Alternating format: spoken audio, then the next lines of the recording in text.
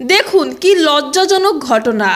৩৫ বছরের এক মধ্যবয়সী মহিলার সঙ্গে ধরা পড়ল ২৭ বছরের এক যুবক।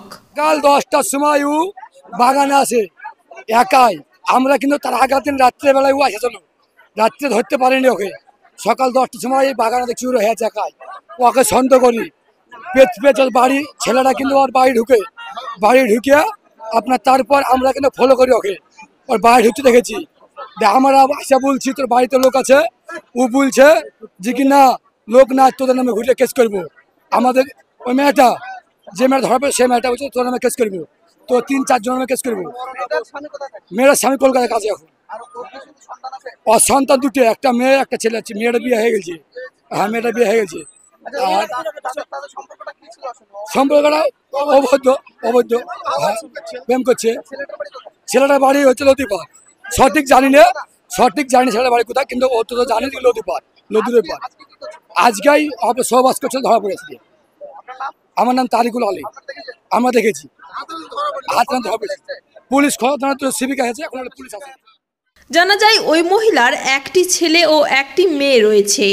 স্বামী ভিন রাজ্যে পরিযায়ী শ্রমিকের কাজ করে। স্বামী বাড়িতে না থাকায় এই সুযোগে অন্য ছেলের সঙ্গে খারাপ সম্পর্কে লিপ্ত হয় সে। না এমনি মানে আমাদের বাড়িতে পায় আছে, তাতে লেগে মারা আছে, নাং ছেলে ধরালছে তার লেগে না।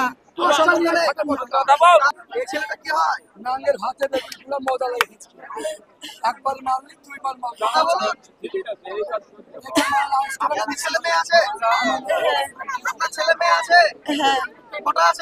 একটা ছেলে একটা মেয়ে। এমন কাণ্ডে রানীতলা থানার হোসনাবাদ পূর্বপাড়া গ্রামে এক বিশাল উত্তেজনার সৃষ্টি হয়। অবশেষে রানীতলা থানার পুলিশ এসে পরিস্থিতি নিয়ন্ত্রণে আনে এবং ওই মহিলা সহ ছেলেটিকে আটক করে নিয়ে যায়। আপনার সকাল 11টার সময়তে ওই ছেলেটা ওই জায়গায় টুকটুকু থুয়ে এই বাবুর নামে চলে এলো। এবার প্রশ্ন হচ্ছে, আমাদের সমাজে প্রতিনিয়ত এমন ঘটনা ঘটেই চলেছে। কোথাও ৩৫ বছরের মেয়ের সঙ্গে ২৭ বছরের ছেলের সম্পর্ক, আবার কোথাও ইয়াং ছেলের সঙ্গে বিবাহিত মেয়ের সম্পর্ক। আর বেশিরভাগ ক্ষেত্রে দেখা যাচ্ছে তাদের স্বামীরা বিদেশে কাজ করে। স্বামী বাড়িতে না থাকার সুযোগে মেয়েরা এমন সম্পর্কে জড়িয়ে যাচ্ছে।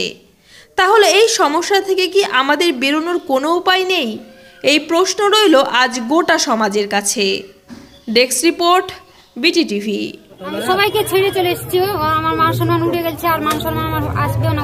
হ্যাঁ, ও আয় বড়, আমি জানি, ও জানে যে আমার বিয়ে হয়েছে, আমার ছেলে আছে, ও সব জানে।